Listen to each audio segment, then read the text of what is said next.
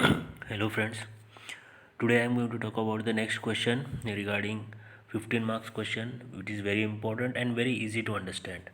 Okay, you can write easily the answers. आप इस exam में आराम से लिख सकते हैं.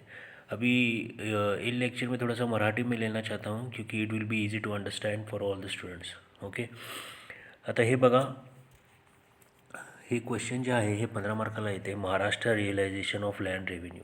ठीक आहे. Explain the provisions related to Maharashtra realisation of land revenue. ठीक आहे. आता हे स्टार्टिंग मी करतो आता, न टाईम वेस्ट करता. तर हे टोटल 17 पॉईंट्स आहेत. हे 17 पॉईंट्स जर तुम्ही लक्षात ठेवले तर तुमचं कुठलंही आन्सर चुकणार नाही. म्हणजे कमीत कमी 15 मार्कपैकी मला तर वाटते अर्धे 8-9 मार्क्स मिळाला तर काय हरकत नाही. आता राहिला पार्ट कंटेंटचा. ते जे कंटेंट आहे तुम्ही वाचल्याशिवाय कळणार नाही, पण थोडे थोडे इन्ग्रेडियंट्स त्या कंटेंटची तुम्हाला माहिती पडलेलं आहे तर आराम तुम्ही एक्झाममध्ये लिहू शकताय. ठीक आहे. आता हे जे 17 पॉईंट्स आहे मी हे नंतर वाचीन, पण आता तुम्हाला एक्सप्लेनेशन देईन की हे कशा प्रकारे आन्सर लिहू शकताय. ठीक आहे. तर चला, explain the provision regarding Maharashtra realisation of land revenue. ठीक आहे.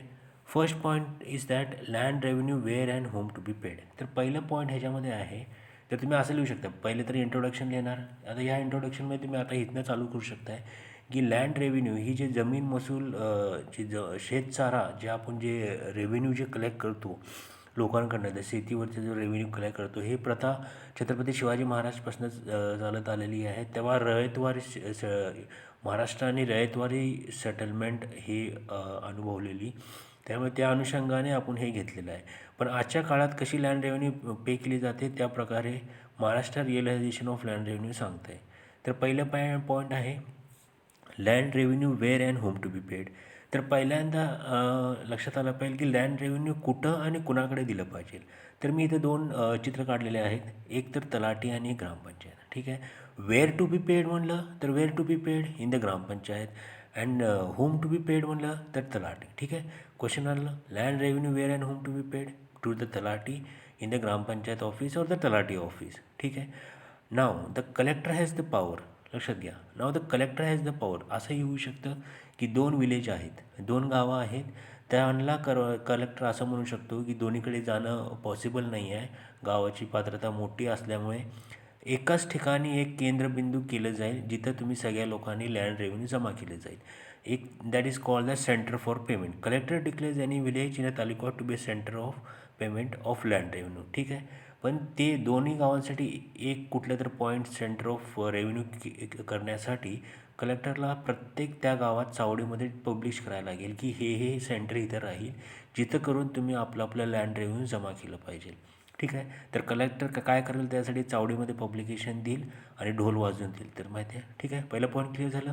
Land revenue where and whom to be paid कुणाकडे, तलाठीकडे. ग्रामपंचायत ऑफिस दोन गावं एकत्र मिळून एक सेंटर बनवू शकतात. ठीक आहे. नेक्स्ट आहे, आता मला तर म्हणालं की माझ्या शेतीवरचंच मला लँड रेव्हेन्यू द्यायचा आहे, पण ते माझ्या गावासाठी कधी द्यायचं आहे त्यासाठी, कारण एकत्र सगळी गावं आली तर लय प्रॉब्लेम होणार. तर त्यासाठी गव्हर्नमेंटने काय केलं, क्लासिफिकेशन ऑफ विलेज केलं for payment of land revenue. ठीक आहे. काय केलं, विलेज आणि गावांचं क्लासिफिकेशन केलं. आता ते गावांचं क्लासिफिकेशन कुठल्या मार्फत केलं, class 1, class 2, class 1 village, class 2 village. आता क्लास 1 म्हणजे खरीफ विलेजेस आणि क्लास 2 म्हणजे राबी विलेजेस. ठीक आहे. दोन पॉईंट लक्षात राहिले. पहिलं तर काय केलं, land revenue where and whom to be paid, गावांचं क्लासिफिकेशन केलं क्लास 1 आणि क्लास 2मध्ये. क्लास 1मध्ये खरीफ आणि राबी विलेज. ठीक आहे. आता माझं गाव कळालं की मला खरीफमध्ये आहे किंवा कशामध्ये आहे, राबीमध्ये आहे. आता कुठल्या तारखेला माझ्या गावाने पेमेंट करायचं आहे ते नेक्स्ट पॉईंट सांगते. ते नेक्स्ट पॉईंटमध्ये काय आहे, date on which land revenue is to be paid. कुठल्या तारखेला लँड रेव्हेन्यू जमा केलं पाहिजे. तर मी इथं दोन चित्र काढलेत, कॅलेंडरचे चित्र काढलेत. एक तर जानेवारीचं कॅलेंडर आहे आणि एक तर एप्रिलचं कॅलेंडर आहे. तर हे दोन कॅलेंडर म्हणजे 15 जानेवारीला खरीप गावांनी लँड रेव्हेन्यू पे करायचं आहे आणि राबी गावांनी 15 एप्रिलसाठी. लक्षात आलं. खरीप गावांसाठी 15 जानेवारी आणि राबी गावांसाठी 15 एप्रिल. ठीक आहे. The date on which land revenue paid. ठीक आहे. आता असंही होऊ शकतं की काही कारणामध्ये दुष्काळ पडला किंवा काय अशी इमर्जन्सी सिच्युएशन आली तर त्यावेळेस कलेक्टरला पॉवर आहेत की हे तारखा एक्सटेंड करू शकतात. तर collector may with the sanction of the commissioner fix such other dates as he may deem expedient according to the circumstances of the season and of the village is concern. लक्षात आलं. ठीक आहे. ह्याच्यात section number 170मध्ये सांगितले गेले dates on which land revenue is to be paid. ठीक आहे. नेक्स्ट आहे आता लँड रेव्हेन्यू. पहिलं तर झालं कुणाकडे झालं, नंतर क्लासिफिकेशन झालं, कुठल्या तारखेला भरायचं हे झालं. आता कशावर भरायचं, तर फॉर्म नंबर 178 फॉर्म म्हणण्यापेक्षा section 178 shall be in the form. Notice of demand to be issued under section 178. Form of notice of demand ह्या फॉर्ममध्ये भरलं पाहिजे. ते कुठल्या सेक्शन सांगते 178. ठीक आहे. कुणासाठी हे, पण जे भरणाऱ्यांसाठी. आणि जे न भरण्यासाठी त्यांचं काय, जे डिफॉल्टर आहे ते भरणारच नाही आहेत त्यांच्यासाठी काय करतं तलाठी ऑफिस किंवा हे की एक नोटीस पाठवतं अंडर सेक्शन 179 की तुम्ही तुमचं हे शेत चारा जमीन चारा हे लँड रेव्हेन्यू हे बाकी आहे ते कोणासाठी डिफॉल्टरसाठी आहे 179. प्रोक्लेमेशन एन एस सी आणि return notice to be issued under section 179. ठीक आहे. इथपर्यंत झालं. प्रतिदा रिव्हिजन करू. कुणाकडे भरायचं माहिती आहे तुम्हाला, तलाठी ऑफिस. ग्रामपंचायतमध्ये 2 गावं मिळून एक केंद्रबिंदू होऊ शकतं आहे. कलेक्टरला पॉवर आहे. ठीक आहे. आता कधी भरायचं, क्लासिफिकेशन केलं जातं गावांचं खरीफ राबी. आता कुठल्या तारखेला भरायचं, date of which land revenue to be paid. 2 तारखा आहेत, पहिले जानेवारी आणि एप्रिल. जानेवारीची 15 तारीख आणि एप्रिलची 15 तारीख. जानेवारीची 15 तारीख क्लास 1साठी खरीफसाठी आणि एप्रिलची 15 तारीख क्लास 2 राबीसाठी जे क्लास 2मध्ये येते. त्यानंतर कोणी भरायचं, कशामार्फत भरायचं, कुठल्या फॉर्ममध्ये भरायचं ते सेक्शन 178मध्ये दिलं आहे. जे रेग्युलर लोकांसाठी आहे त्यांच्यासाठी 178. त्या डिफॉल्टर आहे त्यांच्यासाठी नोटीस जातं. Form of proclamation and return notice to be issued under section 179. कोणासाठी, जे नॉन पेमेंट आहेत नाही केलेलं आहे. ठीक आहे. Next, only portion of occupancy etcetera to be forfeited. ठीक आहे. आता इथं हे वाचून दाखवतो. When any arrear of land revenue is due in respect of any or alienated, collector shall fortify only such portion of such occupancy holding as in his opinion required to demand on account. ठीक आहे. In short सांगायचं झालं तर हे point काय सांगते की समजा तुमची 5 एकर जमीन आहे. 5 एकर जमीन आहे. 2 एकरावर तुम्ही लँड रेव्हेन्यू भरला आहे आणि 3 एकर बाकी आहे. तर ओनली दॅट 3 एकर ज्याच्यावरती लँड रेव्हेन्यू भरला नाही तेच फक्त फोर्टिफाय केली जाईल. फोर्टिफाईड मतलब सीज केली जाईल. That is called as only portion of occupancy to be forfeited. Only portion मतलब 5 एकरपैकी 2 एकर भरलेली आहे लँड रेव्हेन्यू. 3 एकराचं लँड रेव्हेन्यू भरलं नाही तर त्या 3 एकरासाठीच तुम्हाला ती जमीन फोर्टिफाय केली जाईल, ना की अख्खी 5 एकर. ठीक आहे. आता रेमिशन of arrears on land revenue certain cases ह्याच्यात सेक्शन 72 आहे. As per section 72 रेमिशन of arrears of land revenue in certain cases म्हणजेच काय, त्याला एक जे डिफॉल्टर आहे त्याला परवानगी दिली जाते एवढ्या टाईम लिमिटमध्ये तू भरायचं आहे लँड रेव्हेन्यू. त्यांनी जर भरलं नाही तर further compulsory process against him इथे दिले. Having recourse to further compulsory process against him. ठीक आहे. लक्षात आलं. डिफॉल्टरसाठी 179. मग त्याची लँड फोर्टिफाय दिली जाईल, जेवढ्या शेतावर भरली नाही तेवढीच जमीन. आणि मग त्याला टाईम दिला जाईल रेमिशन ऑफ लँड रेव्हेन्यू. नाही झालं तर as per normal procedure land revenue collect करण्यात येईल. ठीक आहे. आता कलेक्ट करण्यासाठी लँड रेव्हेन्यू पहिलं तर वॉरंट इश्यू केलं जाईल. Form of warrant, restraint of defaulters म्हणजे Caesar of defaulters, movable property. ठीक आहे. लक्षात ठेवा, लँड रेव्हेन्यू आपण शेतासाठी भरलं नसल्यामुळे आपण करतो आहे, पण पहिल्यांदा डायरेक्ट शेत नाही जात, पहिल्यांदा त्याची मुएबल प्रॉपर्टी जाते. आता मुएबल प्रॉपर्टी म्हणजे काय, तर गाडी घोडा जे आहे ते, आता घोडे तर राहिले नाहीत पण गाडी लाईफस्टॉक जे आहे. ठीक आहे. त्याच्यामध्ये उल्लेख केला जाईल. पॉईंट नंबर 9मध्ये काय म्हणते, form of warrant distraint of defaulters movable property and mode of making such distraint मतलब सीजर. ठीक आहे. म्हणजेच काय, पहिल्यांदा तर त्याची मुएबल प्रॉपर्टी केली जाईल. म्हणजे एक डिस्टिंक्टिंग ऑफिसर अपॉइंट केलं जाईल ज्याच्याकडे हे मुएबल प्रॉपर्टीची कस्टडी दिली जाईल किंवा त्याच्या सबऑर्डिनेट्स केला जोपर्यंत तो लँड रेव्हेन्यू भरत नाही. ठीक आहे. आता अशा केसमध्ये काय मुएबल प्रॉपर्टी असतात, जसे की क्रॉप झाले, जसे टमाटरचं उत्पादन केलं. आता ते टमाटर पेरिशेबल आयटम आहे तर त्याला तर एकतरी सोल्ड करावं लागणार. Exceed is value, speed and natural decay provided where a movable property see subject to speed and natural decay. Expenses keeping custody likely exceed value to be sold at once. म्हणजे अशा प्रॉपर्टीला solve out केले जाईल. नंतर नाही झालं, livestock झालं. अशा लाईफस्टॉक्सला जर आपल्याला खर्च झेपणार नाही तर ते काय केलं जातं की ते अशा माणसाकडे दिलं जातं की ते लाईफस्टॉक त्याचे काय जे काय पालन करेल आणि त्याच्याकडनं रेव्हेन्यू होईल ते गव्हर्नमेंटला देईल. ठीक आहे. एक तर असे कोण इंटरेस्टेड पर्सन असेल, ठीक आहे, त्यांना बोलवलं जाईल किंवा मग त्यांच्याकडनं बॉन्ड घेतलं जाईल. इथं दिलं in the charge of defaulter, म्हणजे जो डिफॉल्टर आहे त्याच्याकडे दिलं जाईल. आणि त्याच्याकडनं रेव्हेन्यू केलं जाईल, किंवा एनी अदर पर्सन इंटरेस्टेड, पण एनी अदर पर्सन इंटरेस्टेड बघ शुअरिटी दिली जाईल, शुअरिटी द्यायला पाहिजे किंवा बॉन्ड दिलं पाहिजे. ठीक आहे. त्यानंतर डिस्ट्रिक्ट ऑफिसर काय करतो, प्रॉपर्टीचे इमूवेबल प्रॉपर्टीची लिस्ट बनवतो. ठीक ठीक आहे. आतापर्यंत आपण काय केलं लक्षात घ्या. पहिलं तर काय होणार आहे, ज्या कोणीने लँड रेव्हेन्यू भरली नाही त्याची प्रॉपर्टीवर सीज केलं जाणार, 3 एकरवर भरायचं आहे, त्याला टाईम लिमिट दिलं जाणार, remission of arrears of land revenue, त्यानंतर वॉरंट काढलं जाणार, distraint of defaulters movable property and mode of making such distraint. 3 आहे मुवेबल प्रॉपर्टीमध्ये, जर मुवेबल प्रॉपर्टी पेरिशेबल असेल तर सोल्ड आउट. लाईफस्टॉकचं असेल, जर असा person interested, the person who is interested in claiming the livestock along with the surety. ठीक आहे. The district officer shall prepare the list of the livestock property and other articles shall be prepared and attested thereof. ठीक आहे. Next, आता हे झालं movable property. Movable property झालं, मुवेबल प्रॉपर्टीवरून सुद्धा तुम्हाला लँड रेव्हेन्यू गव्हर्नमेंटला मिळत नसेल तर मग ते next procedure civil procedure code apply होते. कुठले 46 to 53. आता ह्याच्यामध्ये काय सांगितलं आहे तुम्हाला माहिती आहे, इममुवेबल प्रॉपर्टीबद्दल ते अटॅचमेंट ऑफ इममुवेबल प्रॉपर्टी. आता इममुवेबल प्रॉपर्टी म्हणजे त्याचं घर शेत हे जे आहे, तर ते कशामध्ये मेन्शन केलेलं आहे, द अटॅचमेंट अंडर सेक्शन बघा 181, 182, 185 हे 3 सेक्शन लक्षात ठेवा. ह्याच्यामार्फत अटॅचमेंट ऑफ इममुवेबल प्रॉपर्टी केली जाईल. आता इनमुवेबल प्रॉपर्टी अटॅचमेंट करणार आहे त्याच्यासाठी गावामध्ये कळवायला लागेल की ढिंडोरा पिटवा म्हणतं ना, बीट ऑफ अ ड्रम, सुनो सुनो सुनो, हे इनमुवेबल प्रॉपर्टीचं अटॅचमेंट केलं जाईल. ठीक आहे. नेक्स्ट आहे, आता ती प्रॉपर्टी अटॅच करायची आहे, ती प्रॉपर्टी याच्या sales of forfeited district or attach property. आता ती प्रॉपर्टी जर अटॅच करायची असेल, ठीक, तर ज्या गावात ती प्रॉपर्टी आहे त्या गावातच त्याचं ऑप्शन केलं पाहिजे, ही एक तरतूद आहे.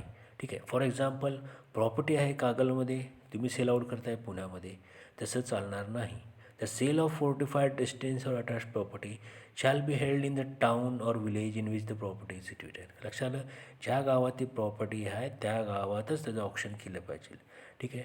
आता proclamation and return notice of such sales, म्हणजे ही प्रॉपर्टी सेल आउट होणार आहे त्यासाठी त्यांनी एक नोटीस पाठवलं जातं किंवा फॉर्म भरलं जातं आहे, कोणाला इंटरेस्टेड आहे तर 3 फॉर्म असतात. फॉर्म 567 FDA, फॉर्म फार्च फोर्टिफाईड प्रॉपर्टी म्हणजे सीज केलेली, डिस्टिंक्ट प्रॉपर्टी ती पण एक प्रकारची सीज्ड, आणि अटॅच प्रॉपर्टी. ठीक आहे. आता लक्षात आलं सगळं ढिंडोरा पिटला की ही प्रॉपर्टी सेल करणार आहे. त्यानंतर काय होणार आहे, ऑक्शनिंग होणार, upset price may be fixed. म्हणजे ऑक्शनिंग होणार म्हणजे निलाव होणार. निलाव होणार म्हणजे कशा होणार, 2 असणार, एक तर सेलर असणार आणि बायर असणार. सेलर कोण असणार, गव्हर्नमेंट असणार, आणि बायर जे पर्सन इंटरेस्टेड आहेत. फॉर एक्झाम्पल, विजय मल्ल्याची प्रॉपर्टी कशी सेल आउट केली माहिती आहे तुम्हाला, त्या माणसांना जे पर्सन इंटरेस्टेड होतं, जे हायेस्ट बोली लावली त्याला दिलं गेलं. ठीक आहे. तर upset price may be fixed. आता ते ॲप्सेट प्राईजमध्ये फिक्स झाल्यानंतर त्या माणसाला एक सर्टिफिकेट दिलं जाईल की ही प्रॉपर्टी तुझी झाली. ज्या माणसाने हायेस्ट बोली लावली त्याची प्रॉपर्टी तुझी झाली. आता कशामध्ये येणार, फॉर्म 8 आणि फॉर्म 9. कसलं सर्टिफिकेट, फोर्टिफाईड प्रॉपर्टीसाठी फॉर्म 8चं सर्टिफिकेट दिलं जाईल की ही प्रॉपर्टी तुझी आहे. आणि जर अटॅच प्रॉपर्टी असेल तर फॉर्म 9 दिलं जाईल. फॉर्म 9 कोणासाठी, अटॅच प्रॉपर्टीसाठी. ठीक आहे. लक्षात आलं. बघा, पहिल्यांदा प्रॉपर्टी त्याची सेल आउट केली, अटॅचमेंट ऑफ इममुवेबल प्रॉपर्टी कशी सेल आउट केली हे वाजवून गावात सगळ्यांना इन्फॉर्म केलं की ही प्रॉपर्टी सेल करायची, त्याच गावात ती प्रॉपर्टी सेल झाली पाहिजे. Sale of property or attach property in that village or town, form 567 FDA, forfeited distinct attach property. After that option will be set and upset price will be set. नंतर certificate of sales दिलं जातं त्याला की ही property तुझ्या मालकाची झाली. ठीक आहे. नंतर काय, duly after it became sale absolute, हे पण लक्षात ठेवा की वाचणं. नेक्स्ट, आता ती प्रॉपर्टी सेल आउट झाली, त्या मालकाने ज्यांनी कोणी घेतलेली आहे ऑप्शन करून त्याच्याकडे आलेली प्रॉपर्टी आहे ती. पण आता त्या प्रॉपर्टीमध्ये त्याचा हक्क जर गाजवायचा असेल तर गव्हर्नमेंटला ती प्रॉपर्टी त्याला मिळवून दिली पाहिजे. नुसतं सर्टिफिकेट देऊन काय उपयोग नाही. Mode of putting purchaser in possession under section 12, म्हणजे ज्याला सेल आउट केले त्याचा हक्क, मालकी हक्क त्याच्यावर बजावण्यासाठी गव्हर्नमेंट काहीतरी तरतूद. कारण काय होतं की त्या प्रॉपर्टी जे डिफॉल्टर आहे त्या प्रॉपर्टीवरती नवीन माणूस ज्याच्याकडे जी प्रॉपर्टी आलेली आहे, ज्यांनी खरेदी केलेली आहे गव्हर्नमेंटकडनं गेला, तर तो त्याला हाकलून लावणार. ठीक आहे. तर त्यासाठी प्रोव्हिजन दिलेलं आहे. तर रूल लक्षात ठेवा, rule 14, where the land sold is in the possession of defaulter or the some person on his behalf, the defaulter after attachment of property city granted under rule 14 putting a purchaser bye means of forcibly remove any person. म्हणजे ह्याच्यात काय, owner असेल तर त्याला ज ज हे मारहाण करून त्यांना काढायला पाहिजे किंवा लिगल हे करून कुणी गव्हर्नमेंटनी केलं पाहिजे. मग त्या मारहाण म्हणून मी दिलं बा एकच हात काढला आहे त्याचा, मी लक्षात राहील तुम्हाला फ्रॅक्चर वगैरे केलं पाहिजे. तर forcibly remove any person who refuse to vacate the same. तर रिफ्यूज फोर्सेबल फोर्स यूज करणार. ठीक आहे. इन केस ऑफ टेनंट काय आहे, ते पहिल्यांदा त्याला टाईम देणार आणि त्या टेनंट जर असेल तिथं तर त्याच्या ह्याच्यावर तर एफेक्ट्स केले जाणार. ठीक आहे. आता लास्ट पॉईंट झाला procedure for recovering sums recover as arrear of demand. आता ह्याच्यामध्ये काय असतं की काय डिपार्टमेंट्सवरती पण त्या प्रॉपर्टीचा हक्क असतो आहे. ठीक आहे. मग त्या डिपार्टमेंटनं ज्या, आता असं नाही की महाराष्ट्र गव्हर्नमेंटचंच त्या प्रॉपर्टी शेतचारा जमीन दिली नाही म्हणून आपण रिकव्हरी करू शकतो.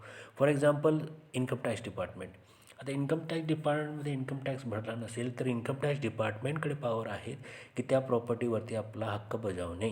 तर त्याच्यासाठी काय केलं जातं, इन्कम टॅक्स डिपार्टमेंट एक्झाम्पल दिलं इन्कम टॅक्स डिपार्टमेंट. तर इथं असं म्हणलेलं आहे, where any sum due to any department of government, local authority corporate sector recover as arrear of land revenue for any defaulter. म्हणजे हे असं समजलं जाईल की त्यांची रिकव्हरी म्हणजे एरियर ऑफ लँड रेव्हन्यूची रिकव्हरी. ठीक आहे. तर ते प्रोसेस काय आहे की इन्कम टॅक्स डिपार्टमेंट तहसीलदारकडे अर्ज केलं जाईल. तहसीलदार काय केलं, तहसीलदारकडे अर्ज करताना काय काय उल्लेख झाला पाहिजे त्याच्यात, त्या प्रॉपर्टीचं नाव काय आहे, ॲड्रेस काय आहे, सम किती रिकवर करायचं आहे, कुठल्या प्रोव्हिजननुसार रिकवर करायचं आहे, the process which the sum may be recovered आणि the property against which the may be executed. ठीक आहे. म्हणजे काय ह्याच्यात काय काय येणार, requisition writing for recovering the sum to the tahsildar.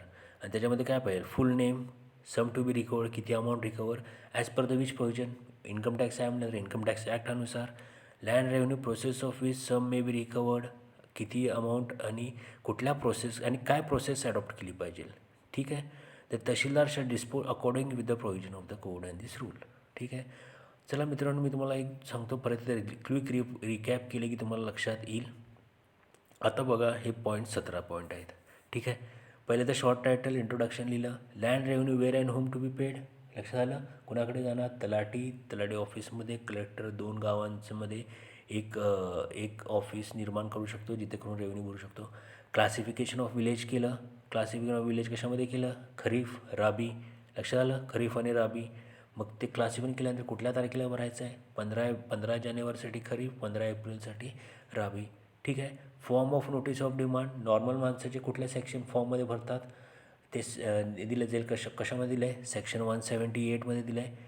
आणि जे डिफॉल्टर्स आहेत त्यांना नोटीस पाठवलेलं आहे सेक्शन 179. नेक्स्ट आहे 7th point, only portion of occupancy to be forfeited. म्हणजे काय, ते डिफॉल्टर जे आहे ज्यांनी लँड रेव्हन्यू भरायचं आहे, मग त्याची अख्खी 5 एक्सचेंज केली जाणार नाही लँड रेव्हन्यू कलेक्ट करण्यासाठी. जे रिमेनिंग 3 एकर, 2 एकरवर भरला आहे, 3 एकर राहिले तर 3 एकरच फक्त केली जाणार आहे. रेमिशन of arrears of land revenue in certain cases, इथं फक्त लिहा सेक्शन 72. इथं म्हणलं काय गेलं आहे की जर त्याला टाईम लिमिट दिला आणि त्याच्यामध्ये नाही केलं तर ॲज पर द प्रोव्हिजन्स त्याची प्रॉपर्टी सेल आउट केली जाईल. मग सेल आउट करण्यासाठी काय आहे, form of warrant distinct of defaulters movable property. पहिल्यांदा मुव्हेबल प्रॉपर्टीवरती वॉरंट हक्क बजावला जाईल किंवा त्याचं सेल आउट केलं जाईल. आता मुव्हेबल प्रॉपर्टीमध्ये मी सांगितलं आहे 3 गोष्टी आहेत. कुठल्या काय, पहिली तर आहे पेरिशेबल आयटम्स, नंतर आहे लाईफस्टॉक.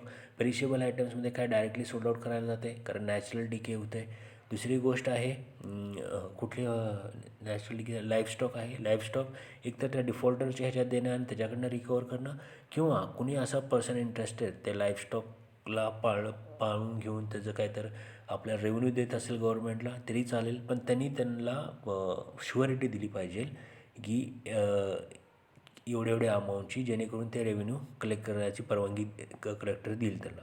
ठीक आहे. 9वं पॉईंट झालं. नेक्स्ट आहे, ते पण नाही झाल्यानंतर provision of civil procedure to apply.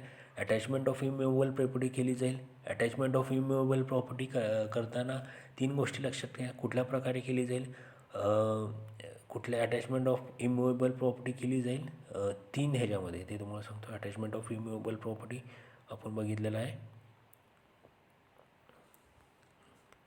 Attachment of immovable property, section 181, 182 and 185. Prohibiting the default from transferring of the transferring the property. ठीक आहे. मग त्यानंतर काय होणार, सेल्स होणार. सेल्स ऑफ फोर्टिफाईड डिस्टिंक्ट और अटॅच प्रॉपर्टी होणार. फॉर्म नंबर 5, 6, 7 लक्षात ठेवा. 5 आहे फोर्टिफाईड प्रॉपर्टीसाठी, 6 आहे डिस्टिंक्ट प्रॉपर्टीसाठी आणि 7th आहे अटॅच प्रॉपर्टीसाठी. ठीक आहे. मग त्या गावातच केलं पाहिजे. ठीक आहे. In that village or the town sale. नंतर काय अपसेट प्राईजमध्ये फिक्स्ड म्हणजे काय होणार ते निलाव होणार. निलावमध्ये हायेस्ट बोली लागणार त्याला मिळणार ती. आणि त्यानंतर त्याला फॉर्म्स ऑफ सर्टिफिकेट मिळणार. ही तुझी प्रॉपर्टी आहे. तर फॉर्म 8मध्ये फॉर्म 8 सर्टिफिकेट कशासाठी आहे फोर्टिफाईड प्रॉपर्टीसाठी आणि 9 जे आहे ते अटॅच प्रॉपर्टीसाठी. ठीक आहे. लक्षात ठेवा. आता नंतर delivery property after it sales become absolute. नंतर mode of putting purchaser in possession under section 212 म्हणजेच काय की त्याला ज्याला आपण सेल आऊट केलेली आहे त्याचा हक्क बजावण्यासाठी गव्हर्नमेंट काहीतरी पावलं उचलणार. आणि त्या पावलं उचलण्यासाठी जर ओनर असेल त्याला फोर्सिबली इव्हॅक्युएट करू शकते आणि जर टेनंट असेल तर त्याच्या ह्याच्यावरती अफेक्शन करणार. आणि last point procedure for recovering sums recoverable as an arrear of land revenue. म्हणजे कुठल्या इतर अदर डिपार्टमेंट असेल, इन्कम टॅक्स डिपार्टमेंट असेल, एक्साईज डिपार्टमेंट असेल, त्या मालकीवर हक्क जमवायचा असेल तर त्यांनी तहसीलदारकडे अर्ज केला पाहिजे. कशाप्रकारे अर्ज केला पाहिजे, नाव, गाव, किती अमाऊंट रिकव्हरी करायचं आहे, कुठल्या ॲक्टनुसार रिकव्हरी करायचं आहे, त्या अनुषंगाने ते रिकवर करून गेलं की तहसीलदार त्या प्रकारे ते लँड रेव्हेन्यू रिकवर केलं जाईल. आणि ते रिकवर केलेले amount is as good as recovery of land revenue. ठीक आहे. आय होप फ्रेंड्स तुम्हाला सगळ्यांना लक्षात आलं. थँक्यू.